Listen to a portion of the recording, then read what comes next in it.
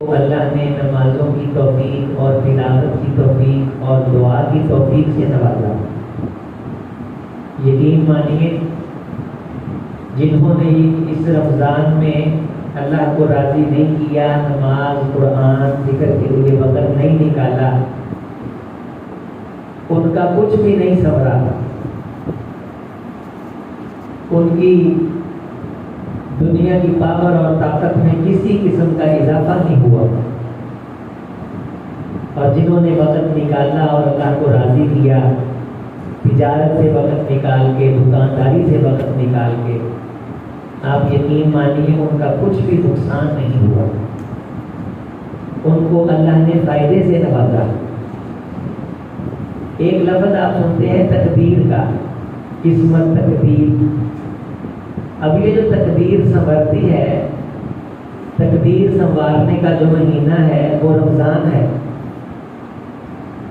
کیونکہ اللہ تعالیٰ نے اس رمضان میں قرآن کو نازل فرمایا اور قرآن دنیا کو سنوارنے کے لیے آیا، اور پھر یہ بھی فرمایا کہ ہم نے اس کو تقدیر کی رات نازل کیا، سنوارنے والی رات نازل کیا، اور وہ 5 راتوں میں سے یا آخری 10 راتوں میں سے کوئی ایک رات ہے، تو اس کا مطلب یہ ہے کہ تقدیر سنوارنے کی جو رات ہے وہ بھی کس مہینے میں ہے۔ اب جس بندے نے کوشش ہی نہیں کی اللہ تعالیٰ سے دعا کرنے کی، تو وہ اپنی تقدیر کے بگڑنے کا شکوہ اللہ سے نہیں کر سکتا۔ اور جس نے اللہ سے دعا مانگی، نمازیں پڑھی، ذکر کیا، روزہ رکھا، اللہ کا وعدہ ہے کہ اسے محروم نہیں کیا جائے گا۔ الحمدللہ جامع مسجد محمدی اہل حدیث میں بھی قرآن مجید قیام اللیل میں حافظ خالد صاحب نے بڑی محبت اور بڑے پیار کے ساتھ اللہ کی کتاب کو بڑے دھیمے اور نرم لہجے کے ساتھ پڑھا۔ جنہوں نے سنا رمضان ان کا بھی گزر گیا، جنہوں نے نہیں سنا رمضان ان کا بھی گزر گیا۔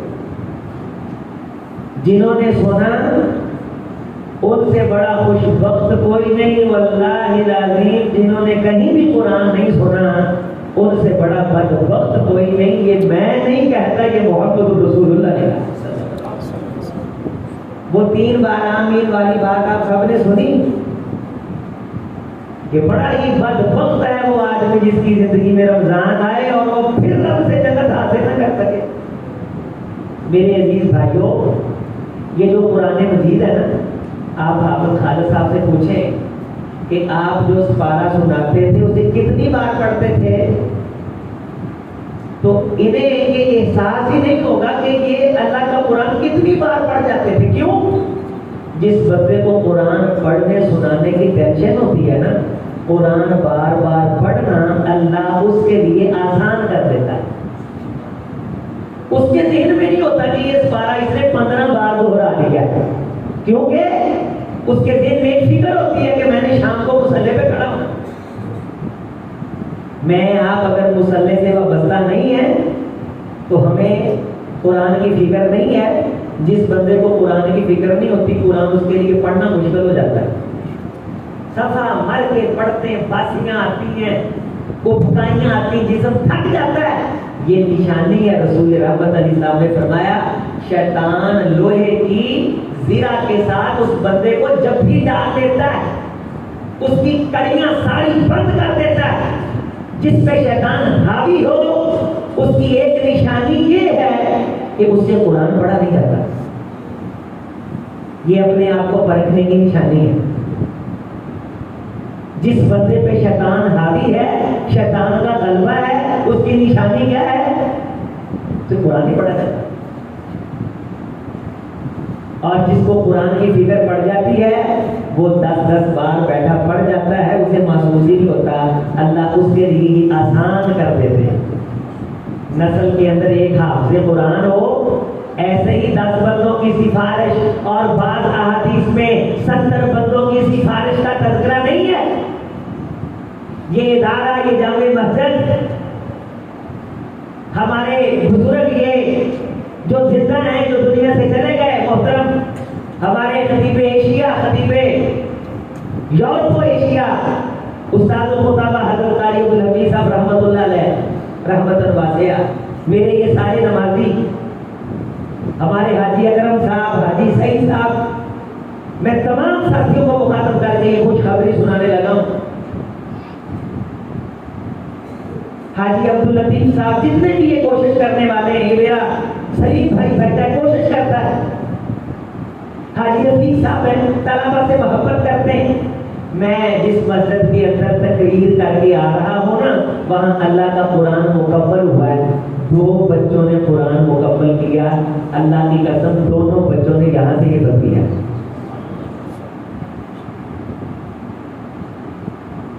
میں ان کے پیچھے قیام کر رہا تھا، میں رو رہا تھا کہ اللہ تو نے ہم پہ یہ احسان کیا کہ ہم فقیروں کی زندگی میں ہمارا فیض جاری فرمایا۔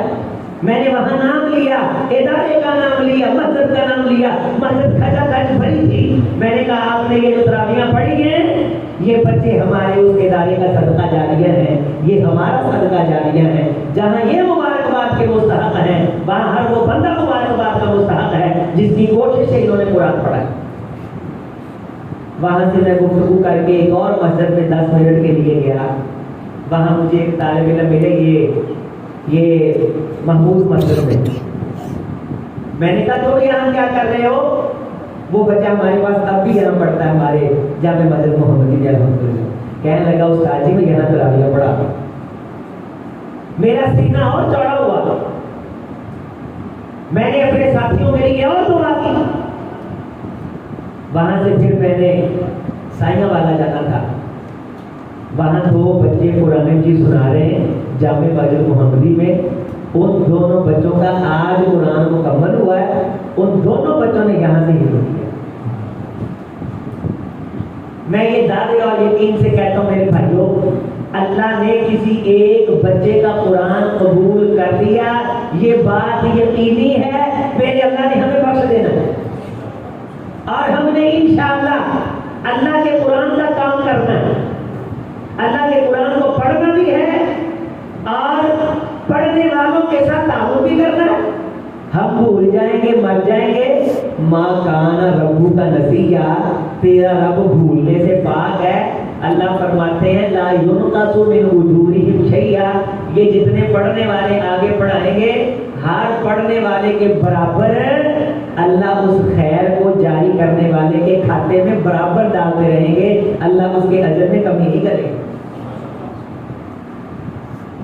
یہ جو نیکیوں کی مشین ہے، یہ جو نیکیوں کا سلسلہ جاریہ ہے، آؤ آج رات ہے، بعض کتنے ایسے بزرگ ہوں گے یہاں بیٹھے، 5 بیٹے ماشاءاللہ، 5 بیٹوں کی شادیاں، 5 بیٹوں کے 6 7 بیٹے، 36 37 پوتے، 36 37 دوتے، 70 فیملی کے افراد ہیں، لیکن ایک بھی قرآن نہیں پڑھا۔ میرے بھائی یہ محرومی ہے۔